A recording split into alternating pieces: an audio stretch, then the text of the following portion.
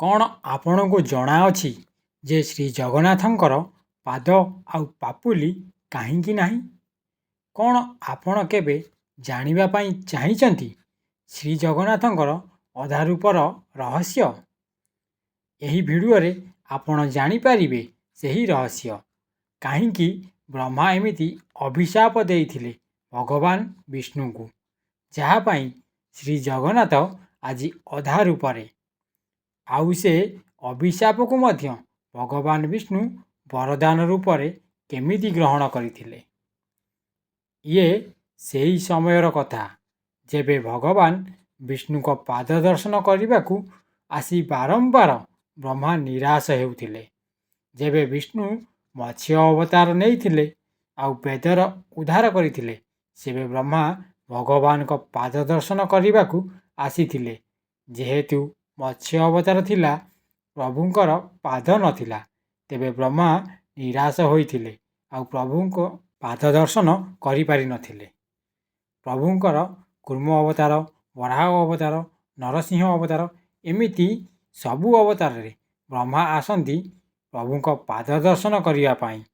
କୌଣସି ନା କୌଣସି କାରଣବଶତଃ ସେ ପ୍ରଭୁଙ୍କର ପାଦ ଦର୍ଶନ କରିପାରନ୍ତି ନାହିଁ। ଶେଷରେ କ୍ରୋଧିତ ହୋଇ ସେ ଭଗବାନଙ୍କୁ ଅଭିଶାପ ଦିଅନ୍ତି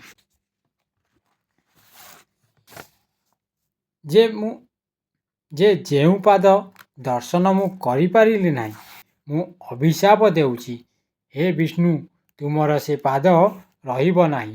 ଯେଉଁ ପାଦକୁ ମୁଁ ଦେଖିପାରି ନାହିଁ, ସେ ପାଦ ଆଉ କେହି ଦେଖିପାରିବେ ନାହିଁ। ବ୍ରହ୍ମାଙ୍କର ଏମିତି ଅଭିଶାପ ଶୁଣି ଦେବଲୋକ କମ୍ପି ଉଠିଲା ଆଉ ସମସ୍ତ ଦେବତା ଭୟଭୀତ ହୋଇଗଲେ। କିନ୍ତୁ ବିଷ୍ଣୁ ହସି କହିଲେ, ଏହା ଶାପ ନୁହେଁ ବ୍ରହ୍ମଦେବ, ଏହା ମୋର ଭକ୍ତମାନଙ୍କ ପାଇଁ ଏକ ଶିକ୍ଷା ହେବ। ଯୁଗ ପରେ ଯୁଗ ବିତି ଚାଲିଲା।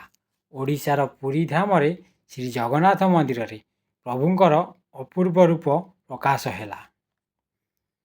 ପାଦ ନାହିଁ, ହାତ ଅଧା, ଆଖି ମଧ୍ୟ ବଡ଼ ବଡ଼। ଲୋକେ ଦେଖି ଆଶ୍ଚର୍ଯ୍ୟ, ଇଏ କି ରୂପ? ସେହି ସମୟରେ ମନ୍ଦିର ଭିତରୁ ଦିବ୍ୟ ଧ୍ୱନି ଆସିଲା, ମୋର ପାଦ ନାହିଁ, କିନ୍ତୁ ମୁଁ ପ୍ରତ୍ୟେକ ମଣିଷର ହୃଦୟରେ ଚାଲେ। ମୋର ହାତ ଅଧା, କିନ୍ତୁ ମୋର କୃପା ଅସୀମ। ମୋର ଆଖି ବଡ଼, କାରଣ ମୁଁ ଧନୀ କି ଗରିବ ସମସ୍ତଙ୍କୁ ସମାନ ଭାବରେ ଦେଖେ। ଭକ୍ତମାନଙ୍କ ଆଖିରୁ ଲୁହ ଝରି ଆସିଲା। ସେମାନେ ବୁଝିଗଲେ ପ୍ରଭୁ ଅଧା ନୁହନ୍ତି, ଆମର ଭକ୍ତି ହିଁ ଅଧା। ଆଉ ବ୍ରହ୍ମାଙ୍କର ସେ ଅଭିଶାପ ଥିଲା ଜଗତ ପାଇଁ ସବୁଠୁ ବଡ଼ ବରଦାନ। ହେଲେ ଏଠି ଗୋଟେ ପ୍ରଶ୍ନ ଆସୁଛି, ଯଦି ବ୍ରହ୍ମାଙ୍କ ଶାପରେ ପ୍ରଭୁ ଶ୍ରୀ ଜଗନ୍ନାଥଙ୍କର ପାଦ ନାହିଁ, ତେବେ କାହା ଶାପରେ ପ୍ରଭୁଙ୍କର ପାପୁଲି ନାହିଁ? ଏ ବିଷୟରେ ଜାଣିବା ଆଗାମୀ ଭିଡ଼ିଓରେ। ଏହା କେବଳ ଗୋଟେ କାହାଣୀ ନୁହେଁ, ଏହା ଏକ ଆଧ୍ୟାତ୍ମିକ ସନ୍ଦେଶ ଯାହା ଆମକୁ ଶିଖାଏ ଭଗବାନଙ୍କର ରୂପ ନୁହେଁ, ତାଙ୍କର ପ୍ରେମ ଓ କୃପା ହିଁ ସବୁଠୁ ବଡ଼। ଏମିତି ଭାବୁକ ଓ ରହସ୍ୟମୟ ଧାର୍ମିକ କାହାଣୀ ଶୁଣିବା ପାଇଁ ଲାଇକ୍ କରନ୍ତୁ, ସେୟାର କରନ୍ତୁ ଆଉ ସବସ୍କ୍ରାଇବ୍ କରନ୍ତୁ ଆମ ୟୁଟ୍ୟୁବ୍ ଚ୍ୟାନେଲ୍ ବାଇଆ ପାଗଳା ଲାଇଫ୍କୁ।